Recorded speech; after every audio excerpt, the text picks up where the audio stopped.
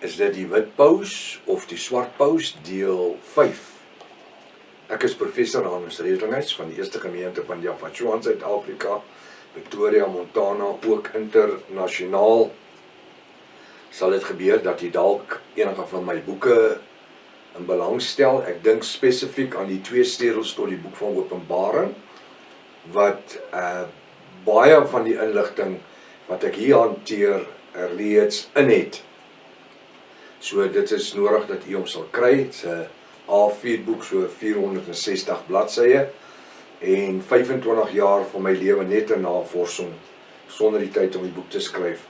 So jy belangstel, kan jy my kontak by my WhatsApp nommer 0723671124 of gaan na my webtuiste https://javashua.co.za. Ons vereensellig ons nie met die volgende instansies of groepe nie. Enige messiaanse groepe, die Israelvisie groepe, die Hebrew Roots Movement, the Sacred Name Movement, die Jehovah's Getuies, Sewendag Adventiste, Rooms-Katholieke Kerk, enige protestante organisasie, ons behoort aan niemand nie. Ons is net 'n eindtyd Bybelstudie groep en ons funksioneer natuurlik wêreldwyd. Ons gebruik hoofsaaklik die oorspronklike antieke Hebreëse name volgens the restoration of the original Sacred Name Bible, the Rotterdam version, die wat Dr. Joseph Briand Rotterdam in 1860 vertaal het. Volgens hierdie genoemde antieke Hebreëse Bybel glo ons dat die naam Here Jesus is 'n werklikheid Javashua, en soos ek bedien sal ek die naam, wanneer ek sê Javashua sal ek sê Jesus Christus. Die naam God is 'n werklikheid Elohim, die naam van die Here is 'n werklikheid Java, die naam van die Heilige Gees is 'n werklikheid die Ruach HaKodesh. As dit dan die eerste keer is u na die reeks kyk, is verskriklik welkom. Gaan na deel 1 toe, begin by deel 1. Die reëse magte om inligting gemis. Dit is baie noodsaaklik dat u ook inteken op die kanaal, sodat u, dis die YouTube kanaal, sodat u kennisgewing van al die ander boodskappe waarmee ons besig is, die studies en ons TikToks kan ontvang. Ons gaan nou aan waar ons verlede week opgehou het. Vanaand gaan ek met u sekere eskatologiese inligting deel wat u dalk nooit in die lewe gehoor het nie. Terwyl dit reeds vir meer as 27 jaar in sommige van my boeke voorkom. Ek is ook die outeur van 23 dik A4 en A5 boeke, almal dik boeke met volle bibliografies agterin, so is nie traktaatjies nie. Ons gaan kyk na die wreedheid van die Romeinse Ryk. Die evangelie van verlossing word aan die bruid van Javashua, dis die heidene, verkondig te midde van die wreedheid van hierdie occultiese Romeinse koninkryk. Vir bykans 300 jaar voor Javashua, dis Jesus Christus,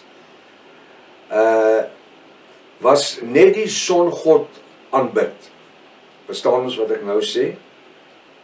Toe die Romeinse Ryk in bewind kom, het hulle nie bo-natuurlike gode aanbid nie. Hulle het afgode aanbid, wat natuurlik die songod die grootste was. Hierdie songode wat hulle aanbid het, waar het hulle gekry? Wel, baie maklik. Wie was die ryk voor die Romeinse Ryk? Dis die Grieke.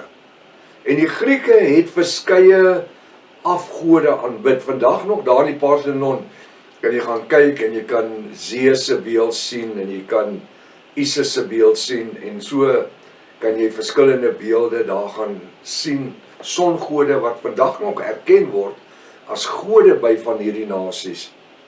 So vir bykans 300 jaar voor Javashua, Jesus Christus se geboorte, is die songod reeds aanbid, wat hulle by die Griekse Ryk oorgeneem het. So die Romeine het nie hulle eie gode geskep nie.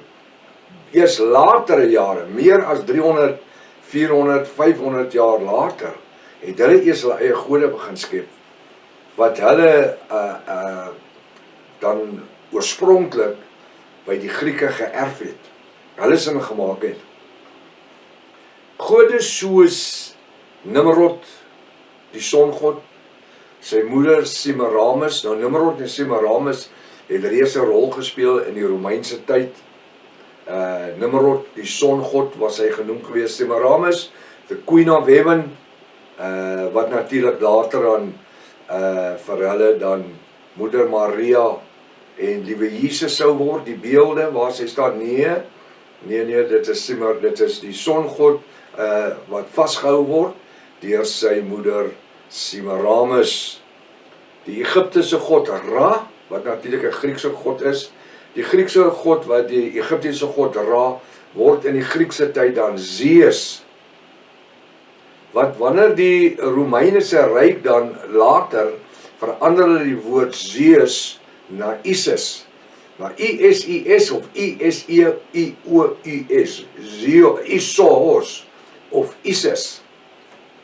Jy sal vind dat hierdie Babyloniese songodname demoniese gode se naam was en geen Christelike of Javistiese name nie. Verstaan ons dit? Hulle het niks te doen met protestantisme of godsdienstige. Dit was almal afgode. Daai name wat ek genoem het, was almal afgode name gewees.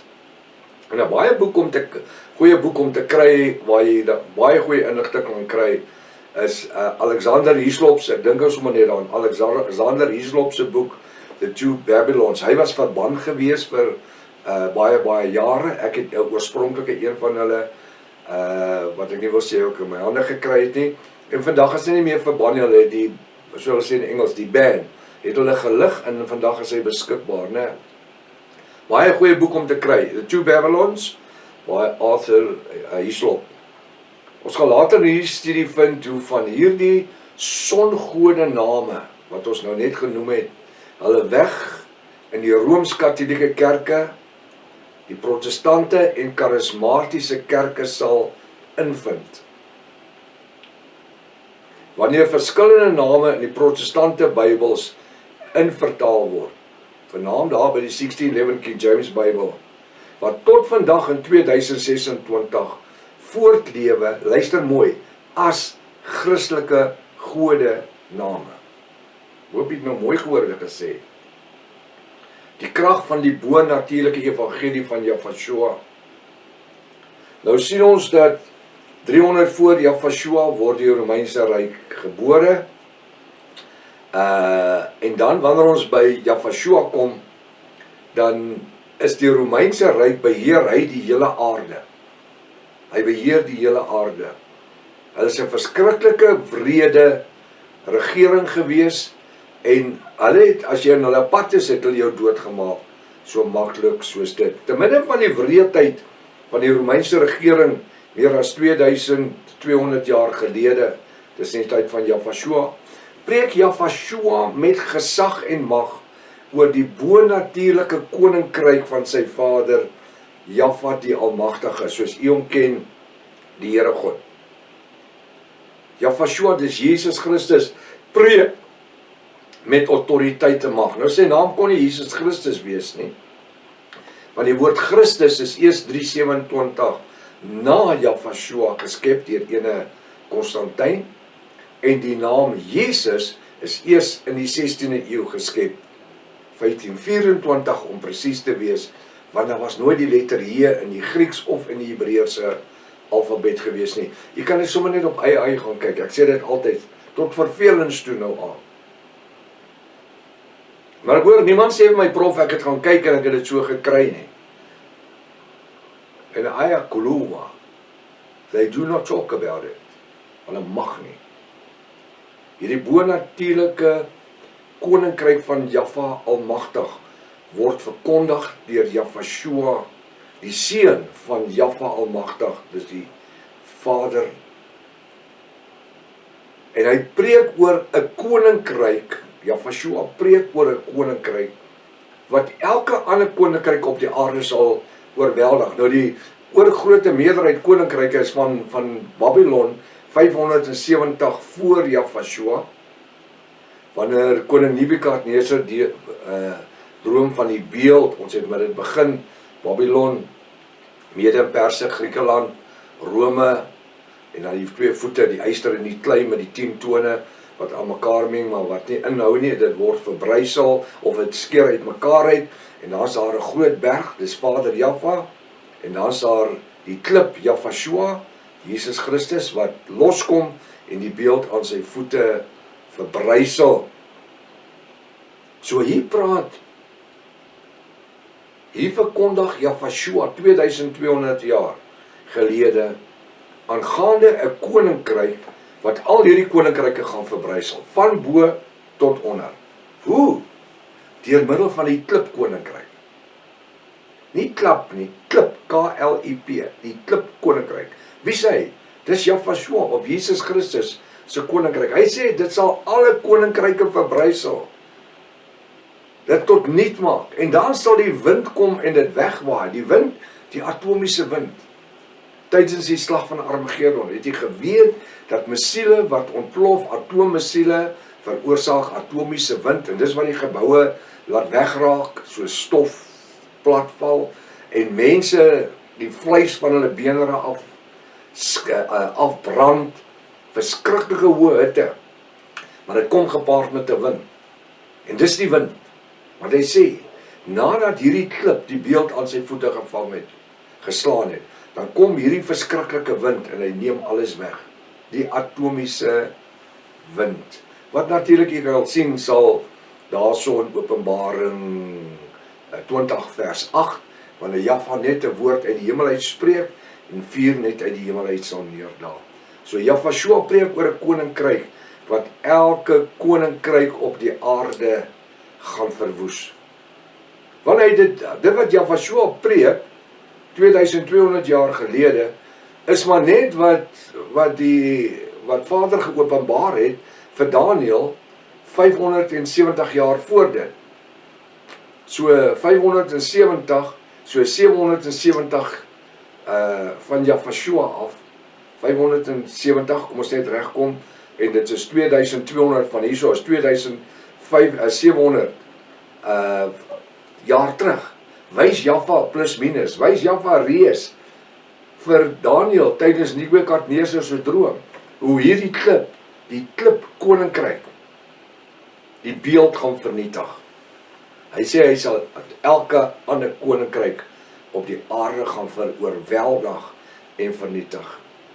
Hierdie prediking van Jafashua, wat hy dan 2200 jaar gelede preek, dat selfs die Joodse godsdienstiges, soos die Fariseërs en Sadduseërs en Sanhedrin, die priesters van die tempel, sidder en beef, as ook die Romeinse keisers, die verskillende keisers. Hulle hoor hierdie prediking van Jafashua. En hulle het gedink dat as hulle die tempel afbreek, koning Titus, keiser Titus, 70 na Jafashua, as hy die tempel kan afbreek, dan sal daar nie meer 'n evangelie wees nie, wat verkondig word oor die aarde nie. Maar wat hy nie geweet het, is dat die tempel in Jerusalem het niks te doen met die boodskap van Jafashua en die Jafiste nie. Die tempel het te doen met Israel, se Hebreëse aanbidding, nie met die Hebreëse aanbidding nie. Niks. Hy sê, hierdie prediking van Jafashua, laat selfs die Joodse godsdienstiges, luister maar weer, die Fariseërs, Sadduseërs, Sanhedrin, is natuurlik die raad van 70, en die priesters van die tempel sidder en beef, en daarom probeer hierdie godsdienstige skynheiliges al bes om Jafashua te vermoor. In Jafashua se leeftyd van sy bediening, het hulle alles probeer om hom dood te maak. Die seun van die koning, Jafashua preek in daardie tyd 2200 jaar gelede, dat hy die seun van die koning van alle konings is. Jo. Ek dink dit moes nogal seker redelik die aandag van die keiser getrek het. Hy is die seun van die konings van alle konings. En dat hy Jafashua wag het oor elke koninkryk op die aarde, as ook elke demoniese koninkryk. Nou dit sou onmiddellik die Sanhedrin, die Fariseërs, Sadduseërs, die sinagogiese skynheiliges, godsdienstige skynheiliges, se aandag getrek het, as ook die keiserlike die herehuis van die keiser, die Romeinse Ryk. Hier's 'n oppositie. Hulle het nie eens 'n weermag nie. Hulle is 'n klomp paar Jode, in die begin 12, 13 Jode, en dan word hulle bietjie meer, later aan 14, en so gaan hulle aan, en dis 'n oppositie van die magtigste ryk op die aarde, die Romeinse Ryk. Dit is hierdie tipe boodskappe wat Jafashua gepreek het, wat die Romeinse regering, die sinagoges, die skynheiliges, die Fariseërs en die Sanhedrin verboureerd gemaak het. Want hulle dien geen oppositie nie. En hierdie bonatuurlike geopenbaarde naam evangelie van Jafashua is vir hulle geen goeie vooruitsigte nie, soos vandag. Die Rooms-Katolieke Kerk is in beheer van wêreldgodsdienst. Hulle gaan 'n een wêreldgodsdienstsysteem in plek stel, wat deur die Rooms-Katolieke Kerk sal funksioneer. En soos wat die studie aangaan oor die wit paus, swart paus, gaan u sien hoe dat hierdie godsdienstige systeem van die Rooms-Katolieke Kerk hierdie aarde bestuur en beheer al vir 2000 jaar. Hoekom? Want die Rooms-Katolieke Kerk kom uit die Romeinse Ryk uit. Onthou, die Romeinse Ryk het ek begin vanaand verduidelik, 300 jaar voor Jafashua is hulle reeds in beheer, en toe daar in 34 na Jafashua, dan kom die Romeinse Ryk en hulle stig die Rooms-Katolieke Kerk. Ek het dit al voorheen verduidelik. Roman Catholic Church, Roman beteken Romeinse Empire, Catholic beteken United, Church beteken Universal. Today she is universally the mother of all churches. Hulle sê so. Sy is niks van my nie, of enige Jafis nie, want ons behoort nie aan 'n kerk nie. Dis hoekom vir die laaste 28 jaar behoort ek aan geen kerk nie, en ek preek en leer wat die woord sê. Voornamelijk rondom die eskatologie. En as ek verkeerd is, asseblief, ek daag jou, kom wys my verkeerd. Die bruid van Jafashua, te midde van Jafashua, dis Jesus Christus, sy prediking is hy vir 3 jaar besig om disippels, navolgers en Jafiste te maak en hulle op te lei. Ek sien hy lei die mense op, hy het hulle nie by mekaar gemaak, sê kom agter my aan nie. Op een keer vind ons hom waar hy met 4000 manne sit en hulle oplei.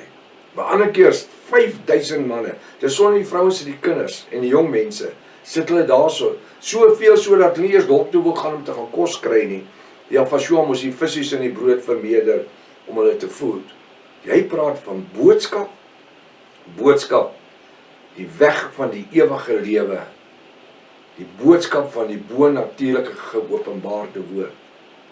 Te midde van Jafashua se prediking van 3 jaar, is hy besig om disippels, navolgers, Jafisse te maak, hulle op te lei met die doel om hulle later as evangeliste in die res van die wêreld in te stuur, om verder die bonatuurlike geopenbaarde woord van verlossing deur sy genadebloed te verkondig. En dis hoekom ek 'n Bybelskool het. Ons het 'n nie amptelike Bybelskool van 3-4 000 mense wat besig is met die kursus. Daar's honderde duisend, daar's miljoene inteendeel in die wêreld reeds wat hierdie boodskap volg. Ek praat van woordstudente. En dan het ons eie Bybelskool waar ons so oor die 240 studente het. Ons nou 'n hele klompie wat gaan afstudeer, en ek loop Jaffa daarvoor. Ons het reeds 52 pastore. En dis nie om vir te sê hoe goed is ek nie. Nee, wat doen ek? Wat doen ek in pastorika? Ons maak disippels. Ons lei hulle op om hierdie evangelie. Sou ek môre iets oorkom, of vanaand, is daar manne en vroue wat hierdie evangelie voordruk op wat. Daar's hoeveel manne en vroue Jafiste wat reeds hierdie bediening preek op YouTube en op verskillende Facebook platforms en ander platforms. Hoe wonderlik is dit? Manne en vroue wat 'n klompie jare terug geen kennis gehad oor die eskatologie nie, wat vandag kenners is op die gebied. Dat predikante wat 7 jaar op universiteit sit en pastore nie met hulle kers kan vashou nie. Hoekom? Want ons word deur die Ruach HaKodesh, die Heilige Gees, geleer en gelei. En daarom het Jaffa dit op my hart gelê, 15 jaar terug om die Bybelskool te begin, en toe ons nog by die geopenbare name uitkom bo alles, was dit net 'n moed gewees dat ons dit verder moes neem. En so was Jafashua, wat hy gedoen?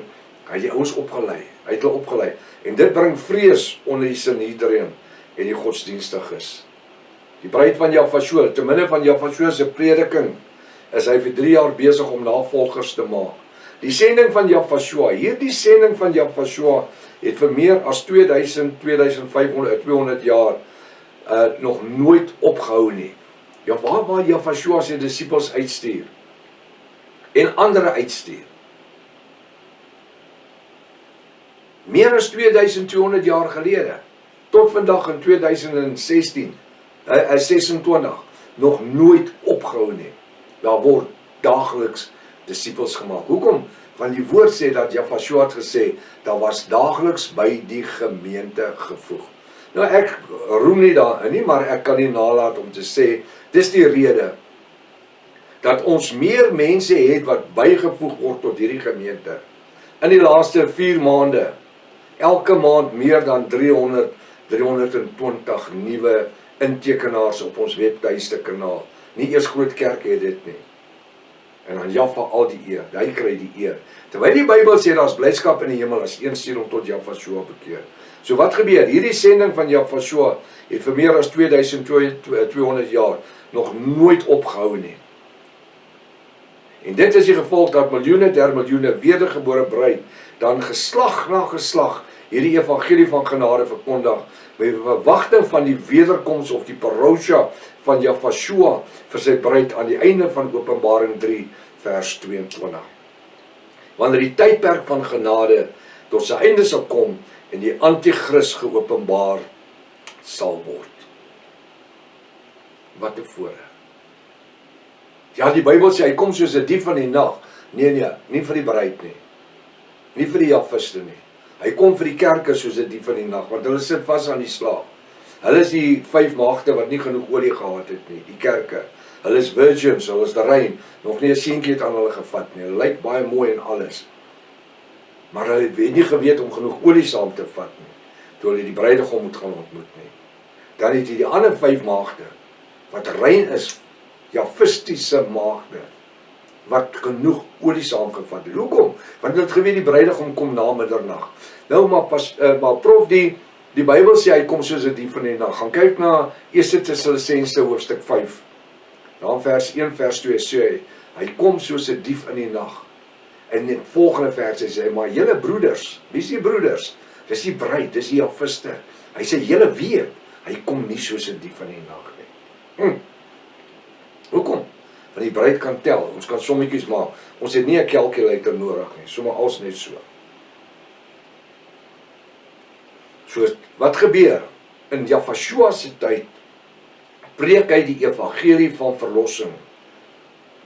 En hy verkondig aangaande 'n koninkryk, wat geen grense gaan ken nie, wat oor die aarde gaan versprei. En hierdie bediening, waarvan ons deel is, wat nie 'n organisasie is nie, is besig om oor wêreldgrense te gaan, landelike grense, in kommunistiese lande, in boeddhistiese lande, in islamlande, jy noem dit waar jy wil, besig om grond te wen. Soos wat die evangelie in die tyd van Jafashua verkondig was, sonder grense. Hy sê daarso, as ek reg onthou, Handelinge 2 vers 7, hy sê, gaan wag in Jerusalem, tot ek julle aandoen met krag uit die hoogte uit. Hy sê, ek sal vir julle die trooster stuur. Hy sê, en wanneer julle dan hierdie krag ontvang, sal julle my getuie wees in Jerusalem, Judea, Samaria, uiterstes van die wêreld. Hoe het klip in die water, kolletjie, Jerusalem, Judea, Samaria, uiterste. Klippietjie, Montana, Pretoria, Suid-Afrika, uiterstes van die wêreld. Kom. Ons moet net die woord lees. Maar jy sien wat gebeur meeste van die tyd. Ons is so verblind deur kerklike dogma, dat ons nie iets anders te wil hoor nie. Terwyl die skrif aan die muur is. Hoor wat ek vanaand vir jou sê. Die skrif is aan die muur.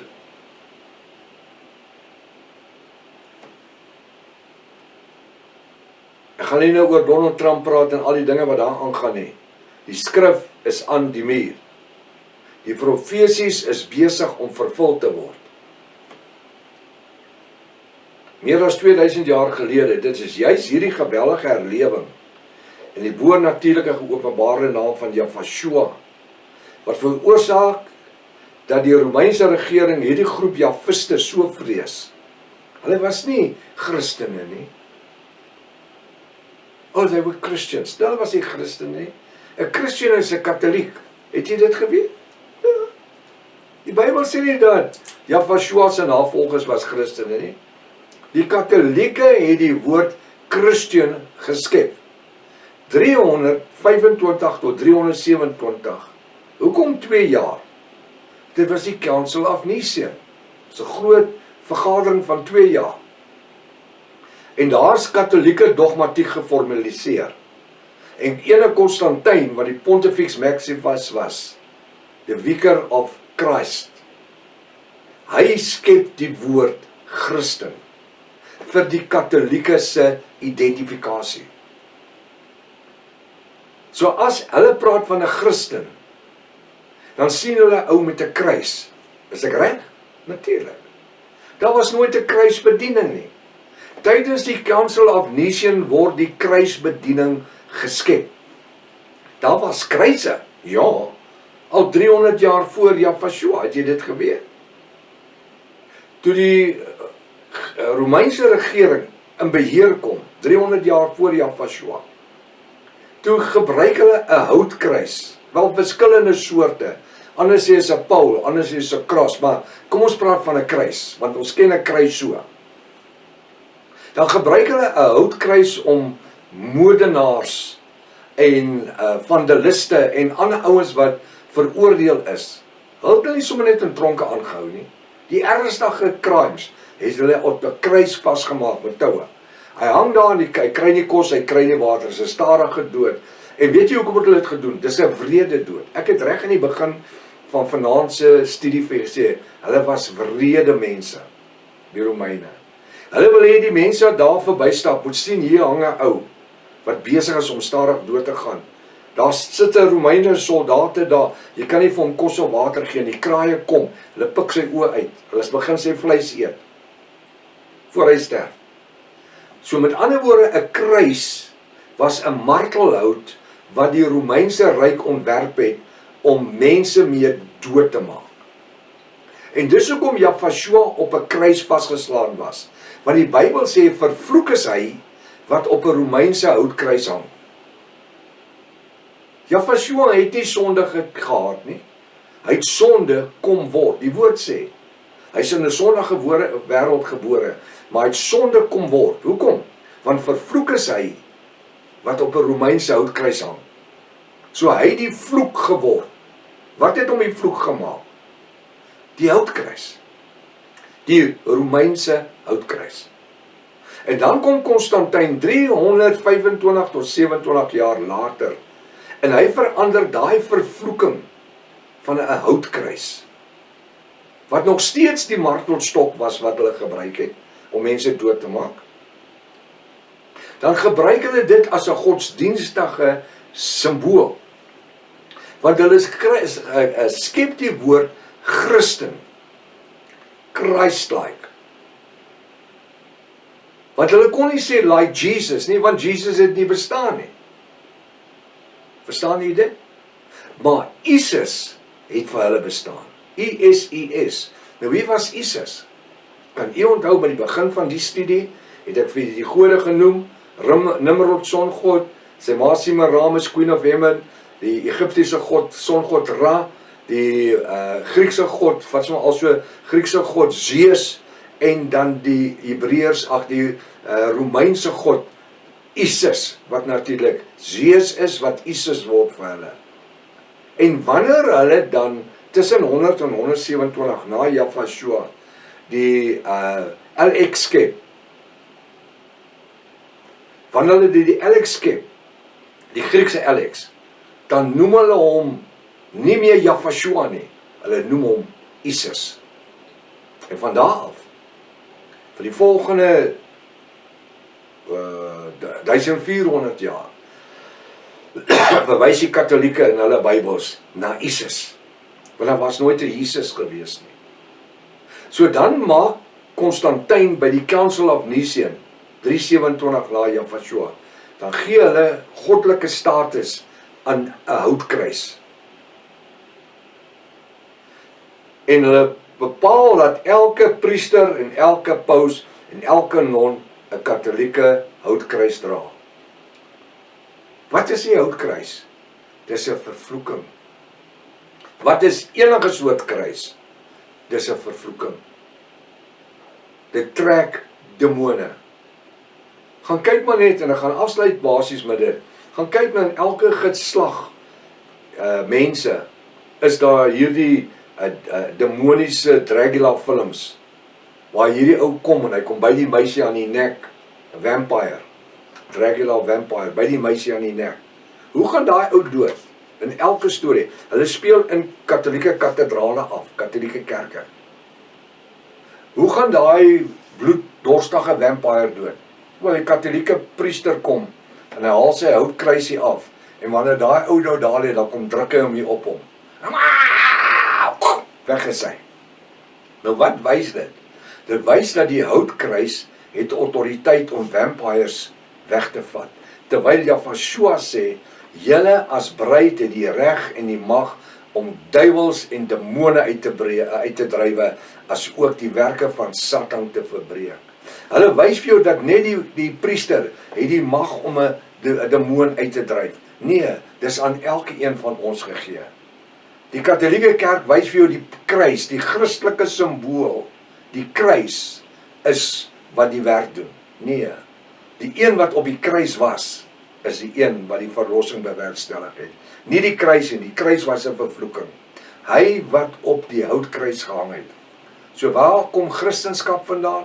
Die woord Christen is geskep deur Konstantyn 327 jaar nadat Jafashua reeds gesterf het.